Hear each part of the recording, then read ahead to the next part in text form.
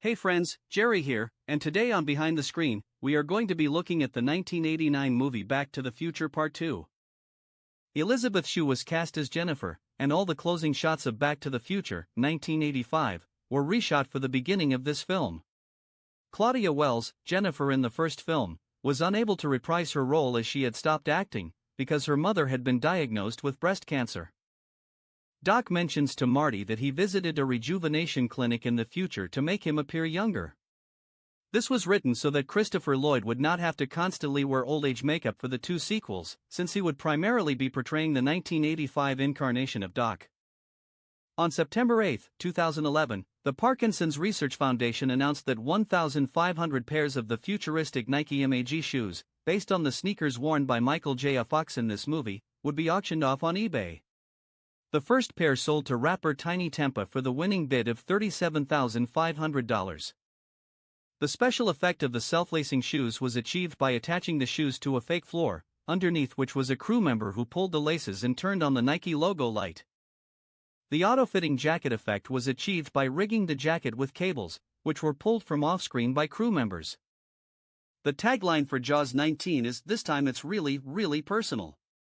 On the marquee is the name of the director, Max Spielberg, executive producer Steven Spielberg's son. Max was born in June of 1985, the same year the first film in the franchise was released. Michael Jackson was a big fan of Back to the Future, 1985, and he was very cooperative with letting his likeness be recreated for the Cafe 80s scene.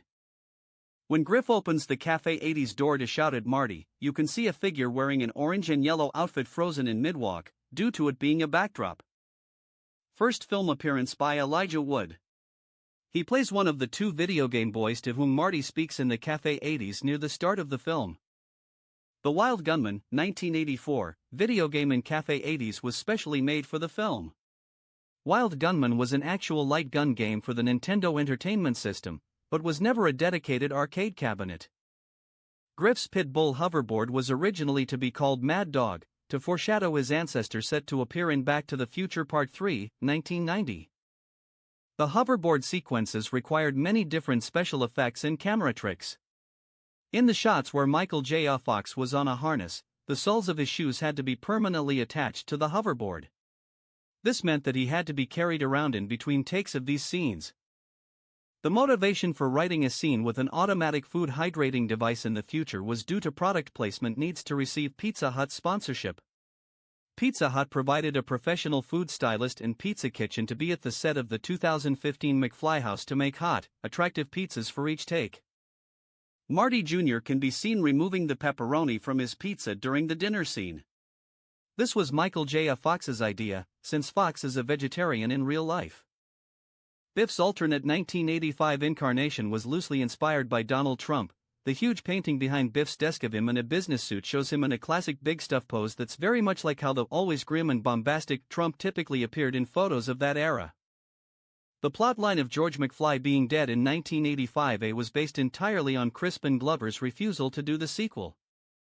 In the original script, Pa Peabody fires his shotgun at the DeLorean, damaging the time circuits. This is the reason the destination time display flickers over to read January 1, 1855, 12 a.m. In Doc's briefcase of emergency cash, there are two slots for the year 1864, but the bills look entirely different. Though it might appear to be a mistake, it's actually because during the Civil War, two separate currencies were in circulation, one for the Union and one for the Confederacy. In one scene, Doc Brown rides a bicycle, very badly. In reality, Christopher Lloyd is a keen cross-country cyclist. The ending of Doc's departure to 1885 via weather and his ensuing telegram to Marty is foreshadowed. During the beginning, Doc commented how he wished postal delivery was as reliable as the meteorological service.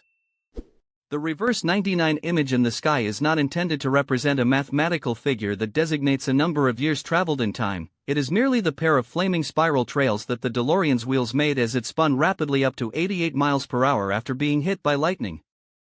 Would you like to know more? Please feel free to leave a comment or suggestion below.